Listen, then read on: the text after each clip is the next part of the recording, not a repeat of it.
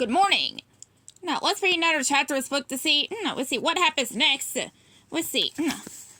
Let's see. Let's see how SpongeBob's quest to Shell City.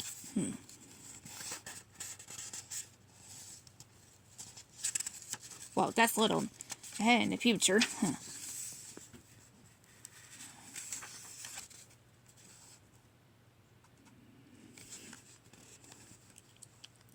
Chapter 11. SpongeBob and Patrick were falling, but they didn't care. They had their mustaches. All was right with the world. Yeah! cried SpongeBob, flapping his arms. Hee-yah! Patrick screamed, spinning end over end. They fell and fell and fell. Soon the thrill was gone, and the fear came over them. Pat, said SpongeBob. Yeah? Why did we jump over the edge instead of taking the stairs? Let's see, asked SpongeBob. Because, well... Patrick replied. Finally, they looked down. Let's see, the bottom was rushing up to meet them. Really, really fast. They hugged each other, closed their eyes, and screamed. Then they hit a branch, and another, and another. Each branch broke their fall a little, so when they finally landed, it wasn't so bad. Patrick! cried SpongeBob. Whoa! said Patrick, amazed. The mustaches worked. SpongeBob whooped. You know what this means? We are invincible! With that, the boys started to sing as they marched deeper into the mysterious trench. They marched on as if nothing could stand in their way. As they sang, a monster gobblefish opened its mouth and swallowed SpongeBob and Patrick whole. But the new men weren't fazed. They just kept on marching right through the monster and out the other end, twiddling their new mustaches. As they sang, Patrick and SpongeBob dodged the doom. Monster clam traps. Tried to grab hold of the men, but they just hopped in and out of them. A deadly manta monster swooped down to attack. But SpongeBob was swirling his mustache so fast that the creature got confused and slammed into a rock. Patrick skipped through a patch of, stinging jellyfish. The jellyfish were so surprised they ended up stinging one another. Now that Mindy made them men, nothing and no one could stand in their way. Giant sharks and snapping grates, sponge and fish-eating sea turtles were no match for SpongeBob and Patrick. They danced over sharks' snouts and used the turtles' shells for surfboards. The men were having the time of their lives. Enormous fish surrounded the two men. Everywhere they turned, SpongeBob and Patrick were faced with the scariest predators they had ever seen. But when they broke into their amazing tap dance routine, the monster fish were amazed and awed.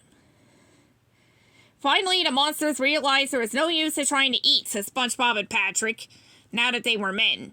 Instead, they joined in the festivities. Soon the whole trench was singing and dancing. Let's see. The biggest, meanest monsters joined in the song and picked up SpongeBob and Patrick in celebration. Now that they were men, the monsters became their friends and rooted them on as they went to save the crown. We did it, Pat, said SpongeBob. We made it past all the hideous, disgusting monsters. When the monster fish overheard SpongeBob, they all gasped. Their feelings were hurt, so they quickly swam back to their trench. Not you guys, SpongeBob called. You guys are awesome! Then SpongeBob flashed him a big thumbs up. But it was too late. The monster fish had already swum back down into their deep, dark trench. Oh well, SpongeBob said, watching his monster pals go. Then he slapped Patrick on the back. Time's a-wasting. We gotta get the crown, and save the town and Mr. Krabs. Woohoo! Come on, Pat, said SpongeBob, taking his hand and leading him away. Let's get the crown. SpongeBob and Patrick traveled for days. They journeyed over rivers and through valleys, along reefs and through jungles of seaweed. SpongeBob and Patrick slept in shallow water under the twinkling stars. They ran with a herd of wild seahorses. They ate lunch with a pack of sea cucumbers. Finally, they came to a sign that read, Shell City dead ahead. Woo! They cheered SpongeBob and Patrick. SpongeBob pulled out his calendar and tore off the top page. Rip! Let's see, ouch, that's gotta hurt, SpongeBob thought to himself. Sorry about that calendar, he whispered. Then SpongeBob turned to Patrick and pointed to the date. Pat, this is great, he said. We're going to make it to Shell City with an extra day to spare. I think we'll even have time to get something to eat. Finally. I got you right where I want you, said a gruff voice. The two friends turned. There was Dennis. He was sitting on his motorcycle and crackling his knuckles. Who are you? Asked the SpongeBob. Name's Dennis, he said, touching the brim of his cowboy hat. I was hired to whoop you. He's gonna get us, SpongeBob cried fearfully. Then he laughed. So did Patrick. They laughed and laughed until they were blue. Finally, SpongeBob caught his breath. Dennis was not amused. Listen, stranger, SpongeBob said. I don't know who you're working for, but I'm gonna do you a little favor. Obviously, you don't know who you're dealing with here. So if you'll just step aside, we'll forget this whole thing. But Dennis just cracked a knuckle. Oh, you'll forget the whole thing, all right. Once I get you. SpongeBob's eyes narrowed. Well, he said, we tried to warn you, Pencil Neck. Now it's time to feel the wrap for our mustaches. Dennis reached out and grabbed the seaweed under their noses and ripped it off. You mean these? He said. I thought you still had a piece of salad stuck to your lip from lunchtime. They were fake, SpongeBob stammered. Let's see. Of course they were fake, said Dennis. This is what a real mustache looks like. Dennis clenched his face till he turned purple. Suddenly a bushy mustache pushed through the skin over his upper lip. Patrick and SpongeBob were impressed. Is he a mermaid? Asked Patrick. All right, enough gab, snapped Dennis.